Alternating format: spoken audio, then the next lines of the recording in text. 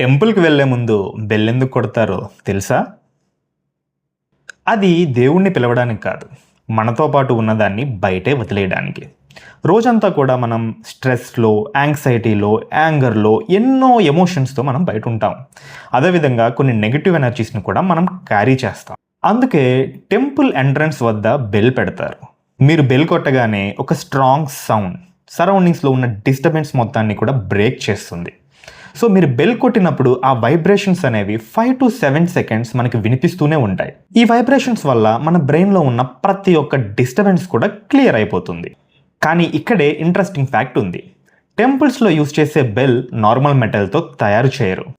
Copper, silver, zinc, టిన్ లాంటి మెటల్స్ని mix చేసి proper రేషియోస్లో వాడి ఈ బెల్స్ అనే వాటిని తయారు చేస్తారు. ఎప్పుడైతే మనం ఈ బెల్ సౌండ్ వింటామో మన మైండ్లో ఉన్న డిస్టర్బెన్సెస్ అన్ని క్లియర్ అవుతాయి. సో నెక్స్ట్ టైం టెంపుల్కి వెళ్ళినప్పుడు జస్ట్ హ్యాబిట్గా కాదు, కాన్షియస్గా బెల్ని కొట్టండి.